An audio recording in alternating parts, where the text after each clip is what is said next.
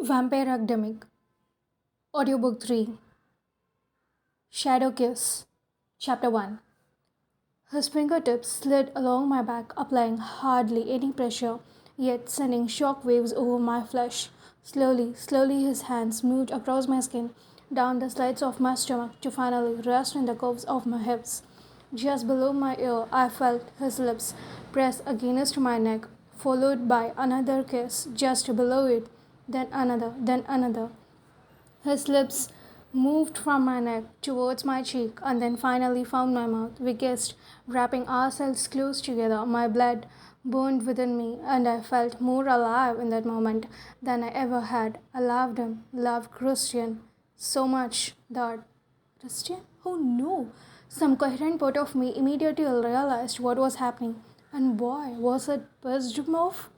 The rest of me, however, was still actually living in the encounter, experiencing it as though I was the one being touched and kissed. That part of me could not break away. I got merged too much with Lisa, and for the intents and purpose this was happening to me. No, I told myself sternly, it is not real, not for you, get out of here. But how could I listen to logic when every nerve of my body was being set on fire? You're not her. This is not your head. Get out. His lips. There was nothing in the world right now except his lips. It is not him. Get out. The kisses were the same. Exactly as I remembered with him. No, it is not Dreamet. Get out. Dreamet's name was like cold water hitting me in the face. I got out. I sat upright in bed, suddenly feeling smoothed. I tried kicking off the covers, but mostly ended up entangled my legs even more. My heart beat harder in the chest, and I tried to take deep breaths to steady myself and return to my own reality. Time sure has changed. A long time ago, Lisa nightmares used to wake me from sleep. Now her sex life did. To say the two were a little different could be an understatement. I could actually gotten the hang of blocking out her romantic introducers at least when I was awake. This time, Lisa and Christian had unintentionally outsmarted me. In sleep, my defenses were down, allowing strong emotions to pass through the psycho link that connected me to my best friend. This could not have been a problem if the two of them had been in bed like normal people, and by being in bed, I mean asleep. God, I muttered, sitting up and swelling my legs over the side of the bed. My voice was muffled in a yawn. Could not Lisa and Christian have seriously kept their hands off each other until waking us? Worse than being woken up, though, was the way I still felt. Sure, none of the making out had actually happened to me.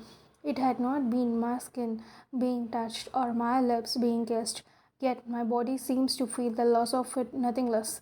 It had been a very long time since I could be in the kind of situation. I ached and felt warm all over. It was idiotic, but suddenly, depressedly, I wanted someone to touch me. Even just to hold me, but definitely not Christian. The memory of those lips on mine flashed back through my mind.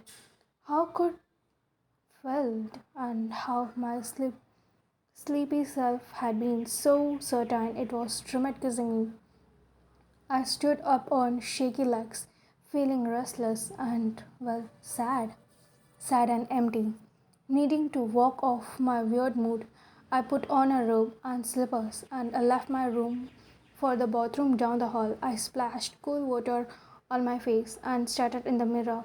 The reflection looking back at me had tangled hair and bloodshot eyes. I looked sleep deprived, but I don't want to go back to bed. I don't want to risk falling asleep quite yet. I needed something to wake me up and shake away what I could see. I left the bathroom and turned towards the stairwell, my feet light on the steps as I went downstairs. The first floor of my dorm was quiet and quiet. It was almost noon, the middle of the night for vampires, since they ran on the non-terrestrial shadow. Lurking near the edge of the doorway, I scanned the lobby. It was empty, save for the yawning Morai man sitting at the front desk. He leafed half-heartedly through a magazine, held to consciously only by the finest of threads. He came to the magazine's end and yawned again. Turning in his revolving chair, he toasted the magazine on the table behind him and reached for what must have been something else to read. While his back was turned, I darted past him towards the set of the double doors that opened outside. Praying the doors could not squeak, I carefully opened one a crack, just enough to slip through. Once outside, I eased the door shut as gently as possible. No noise. At most, the guy could feel a draft. Feeling like a ninja, I stepped out at the light of the day. Cold wind blasted me in the face, but it was exactly what I needed. Leafless trees' branches swayed in that wind, calling at the sides of the stone door room like fingernails. The sun peeped at me from between lead colored clouds, further reminding me that I could be in bed and asleep. Squinting at the light, I tucked my robe tighter and walked around the side of the building towards a spot between it and the gym that was not quite so exposed to the elements. The slush of the sidewalk soaked in the cloth of my slippery. But I don't care. Yeah, it was typically miserable winter day in Montana, but that was the point. The crispy air did a lot to wake me up and chase off the remnants of the ritual love scene. Plus, it kept me firmly in my own head. Focusing on the cold in my body was better than remembering what it had felt like to have Christian's hand on me. Standing there, staring off at a cluster of trees without really seeing them, I was surprised to feel a spark of anger at Lisa and Christian. It must be nice, I thought bitterly, to do whatever the hell you wanted. Lisa had often commented that she wished she could feel my mind and experience the way I could feel hers. The truth was, she had no idea how lucky she was. She had no idea what it was to like have someone else's thoughts intrigued on ours, someone else experiencing modeling yours. She don't know what it was like to live with someone else's perfect love life when your own was non-existence. She don't understand what it was like to be filled with love so strong that it made your chest ache. A love you could only feel and not express. Feeling love buried was a lot like keeping anger pent up. Could learn. It just ate you up inside until you wanted to scream or kick something. No, Lisa does not understand any of that. She don't have to. She could carry on with her own romantic affairs with no regard for what she was doing to me. I noticed then that I was breathing heavily again, this time with rage. The icy feeling I could felt over Lisa and Christian late night hookup was gone. I had been replaced by anger and jealousy, feelings born of what I could not have and what came so easily to her. I tried my best to swallow those emotions back. I don't want to feel that way towards my best friend. Are you sleepwalking? A voice asked behind me. I spun around, started, Dermot stood there watching me, looking both amused and curious.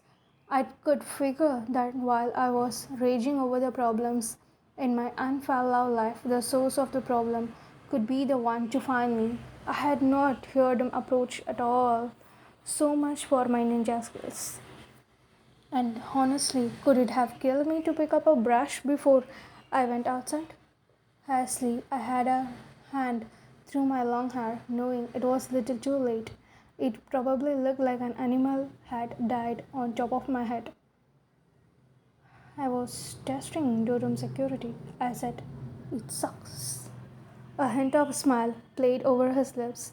The cold was really starting to seep into me now, and I could not help but notice how warm his long leather coat looked. I could not have minded wrapping up in it. As though reading my mind, he said, You must be freezing. Do you want my coat? I shook my head, deciding not to mention that I could not feel my feet. I'm fine. What are you doing out here? Are you testing security too? I'm security. This is my watch. Shifts of school guardians always patrol the grounds while everyone else slept.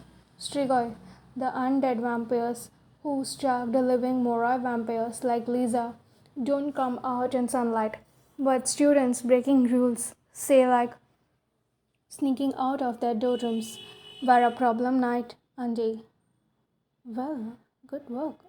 I said, I'm glad I was be able to help test your awesome skills. I should be going now. Rose. Dermot hand caught my arm, and despite all the wind and the chill and slush, a flash of heat shot through me. She released me with a start, as though he too had been burned. What are you really doing out here?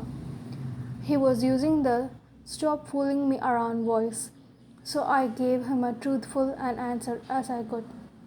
I had a bad dream. I wanted some air. And so you just dressed up, breaking the rules, don't even cross your mind? And neither did putting on a coat? Yeah, I said. That pretty much sums it up. Rose, Rose. This time it was his expectorated voice. You never change, always jumping in without thinking. That is not true, I protested. I have changed a lot. The amusement on his face suddenly faded, his expression growing troubled. He studied me for several moments. Sometimes it felt as though those eyes could see right into my soul. You're right, you have changed. He don't seems very happy about the admission. He was probably thinking about what had happened almost 3 weeks ago, when some friends and I had gotten ourselves captured by Strigoi. It was only through sheer luck that we could manage to escape, and not all of us had gotten out. Manson, a good friend and a guy who could been crazy about me, had been killed, and part of me could never forgive myself for it, even though I could kill his murderers. It had given me a dark outlook of life. Well, it had given everyone here at Strain Valdemix Academic a darker outlook, but me especially. Others had begun to notice the difference in me. I don't like to see Drummond's concern though, so I played off his observation with a joke.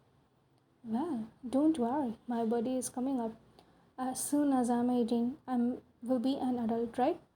I'm sure I will wake you up that morning and be all mature and stuff. As I hoped, his frown softened into a soft, small smile. Yes, I'm sure. What it is, about a month? 31 days, I announced primly. Not that you're counting. I searched, he laughed. I suppose you have a body list of 10 pages, single spaced, ranked by order of priority. The smile was still on his face. It was one of relaxed, genuinely amused ones that were so rare to him. I started to make another joke, but the image of Lisa and Christian flashed into my mind again. That sad and empty feeling in my stomach returned. Anything I might have wanted, new clothes, an iPod, whatever, suddenly seems trivial. What did material things like that mean compared to the one thing I wanted most of all? God, I really had changed. No, I said in a small voice, no list.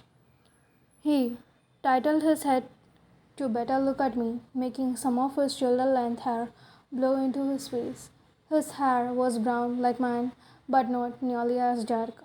Mine looked black at times.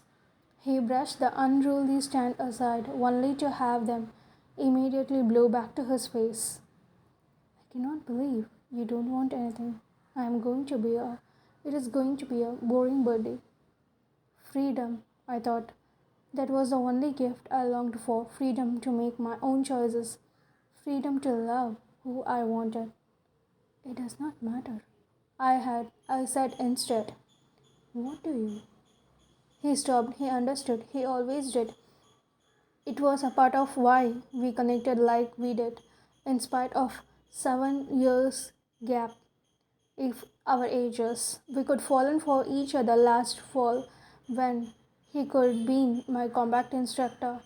As things heated up between us, we have found we had more things to worry about than just age. We were both going to be protecting Lisa when she graduated, and we could not let our feelings for each other distract us when she was our priority. Of course, that was easier said than done. because I don't think our feelings for each other were ever really going to go away. We could both had moments of weakness, moments that lead to stolen kisses or saying things we really should not have. After I could escape the trigger, Drummond had told me he loved me and had pretty much admitted he could never be with anyone else because of that. Yet it had also become clear that we still could not get together either, and we had both slipped back into our old roles of keeping away from each other and pretending that our relationship was strictly professional. In a not so obvious attempt to change the subject, he said, "You can deny it all you want, but I know you're freezing. Let's go inside. I will take you in through the back." I could not help feeling a little surprised. Drummond was gladly one to avoid uncomfortable subjects. In fact, he was notorious for pushing me into a conversation about topics I don't want to deal with. But talking about our dysfunctional star-crossed relationship, that was a place he apparently don't want to go today. Yeah, things were definitely changing. "I think you're the one who's cold," I teased as we walked around the side of the doorroom where non-voice guardians lived. "Should not you be all tough and stuff since you are from Siberia?" "I don't think Siberia exactly what you imagine. I imagine it as an Arctic wasteland," I said truthfully. "Then it is definitely not what you imagine. Do you miss it?" I asked, glancing back to where he walked behind me. It was something I could never consider before. In my mind, everyone could want to live in the US, or well, they at least could not want to live in Siberia all the time, he said, his voice a little wistful. "Sometimes I wish." "Beloved," a voice had carried on when from behind us. Drummond muttered something and then shoved me further around the corner. I could just round it. "Stay out of sight." I ducked down behind a bank of holly trees that flanked the building. They don't have any berries, but the thick cluster of sharp pointed leaves scattered where my skin was exposed. Considering the freezing temperature and possible discovery of my late night walk, a few scratches were the least of my problems right now. "You're not on watch," I heard Trimmet say several moments later. "No, but I needed to talk to you." I recognized the voice. It belongs to Albetra, captain of Academics Guardians. "I will just take a minute. We need to shuffle some of the watches while you are at the trial." "I figured," he said. There was funny, almost uncomfortable note to his voice. "It is going to put a strain on everyone else. Bad timing." "Yes, well, the queen runs on her own shadow." Albetra sounded frustrated. I tried to figure out what was going on. "Clisita will take you watches, and she and Emily will divide up your training timings." Training timings? Drummond could not be conducting any trainings next week because, this was it. I realized the field experience tomorrow kicked off 6 weeks of hands on practice for us non voices. We had no classes and could get to protect Morai night and day while the adults tested us. The training timings must be when Drummond could be out participating in that. But what was his trial? She mentioned. Did they mean like the final trials we had to undergo at the end of the school year? "They say they don't mind the extra work," continued Alberta, "but I was wondering if you could even think out and take some of the shifts before you leave." "Absolutely," he said, words still short and stiff. "Thanks, I think that will help." She signed. "I wish I knew how long this trial was going to be. I don't want to be away that long. You could think I could be done deal with Dutch work, but now I hear the Queen's getting cold feet about imprisoning a major royal." I stiffened. The chill running through me now had nothing to do with the winter day. "Dutch work?" I'm sure they will do the right thing, said Drummond. I realized at that moment why he was not saying much. This was not something I was supposed to hear. I hope so, and I hope it will only take a few days. Like they climb. Look, it is miserable out here. Could you mind coming into the office for a second to look at the schedule? Sure, he said. Let me check on something first. All right, see you soon. Silence fell, and I had assumed Alberta was walking away. Sure enough, Drummond rounded the corner and stood in front of the Holy. I shot up from my hiding spot. The look on his face told me he already knew what was coming. Rose, Dashwalk? I exclaimed, trying to keep my voice low as Alberta could not hear. As in Victor Dashwalk? He don't bother denying it. Yes, Victor Dashwalk. And you guys were talking about? Do you mean? I was so startled, so dumbstruck, that I could barely get my thoughts together. This was unbelievable. I thought he was locked up. Are you saying he has not been on trial yet? Yes, this was definitely unbelievable. Victor Doshwa, the guy who could stalk the Lisa and torture her mind and body in order to control her powers. Every Morai could use magic in one of the four elements earth, air, water, or fire. Lisa, however, worked on almost unheard of the fifth element called spirit. She could heal anything, including the dead. It was the reason I was now physically linked to her, ShadowKiss, some called it. She brought me back from the car accident that had killed her parents and brother, binding us together in a way that allowed me to feel her thoughts and experience. Victor had learned long before any of us that she could heal, and he could wanted to lock her away and use her as his own personal fortune of youth. He also had not hesitated to kill anyone who could get in his way, or in case of Drummond and me, use more creative ways to stop his opponents. I could made a lot of animals in 17 years, but I was pretty sure there was no one I hated as much as Victor Dashwalk, at least among the livings. Drummond had a look on his face. I know well it was the one he got when he got in the I might punch someone. He is being locked up, but no trial yet. Legal proceedings sometimes take a long time, but there is going to be a trial now. Are you going? I spoke through clenched teeth, trying to be calm. I suspected I still had the I am going to punch someone look on my face. Next week, they need me and some of the other guardians to testify about what happened to you and Lisa that night. His expression changed at the mention of what had occurred 4 months ago, and again I recognized the look. It was the fiercely protective one he got when those he cared about were in danger. Call me crazy for asking this, but are Lisa and I going with you? I had already guessed the answer, and I don't like it. No. No? No. I put my hands on my hips. Look, does not it seem reasonable that if you are going to talk about what happened to us, then you should have us there? Trim full in strict instruction mode now, Shoka said. The Queen and some of the other guardians thought it could be best if you don't go.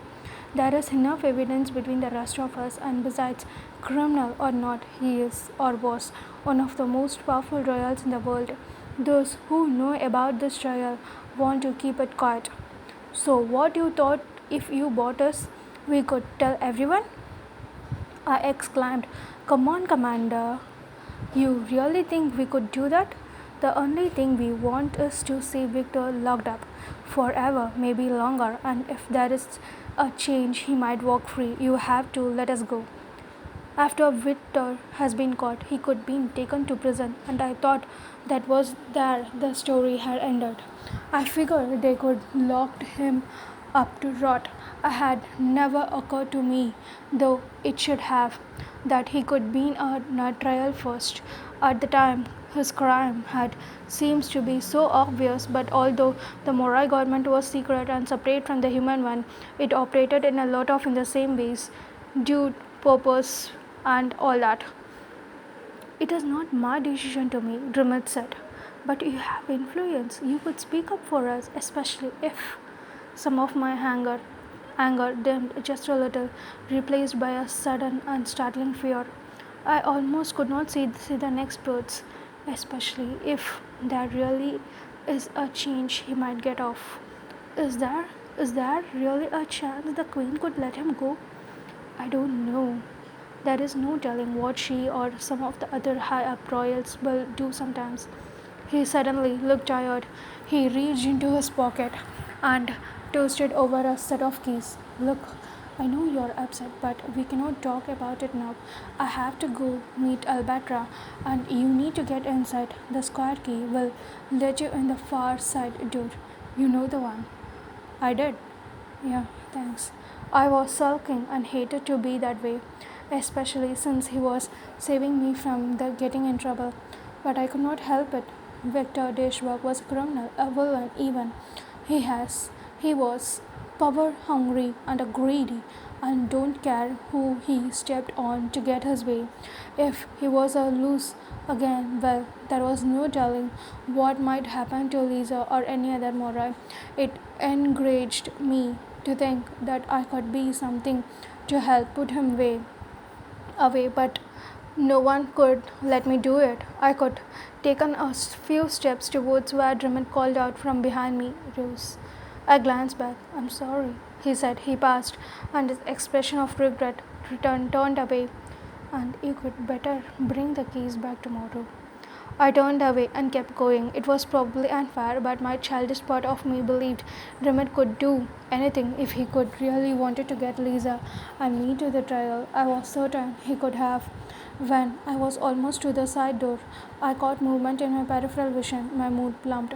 Great, Drummond had given me keys to sneak back in, and now someone else had busted me. That was typical of my luck. Half expecting a teacher to demand to know what I was doing, I turned and prepared an excuse. But it was not a teacher. No, I said softly. This had to be a trick. No. For half an instant, I wondered if I could ever really woke up. Maybe I was actually still in bed, asleep and dreaming. Because surely that was the only explanation for what I was now seeing in front of me on the academics lawn, lurking in the shadow of an ancient gnarled oak. It was Manson.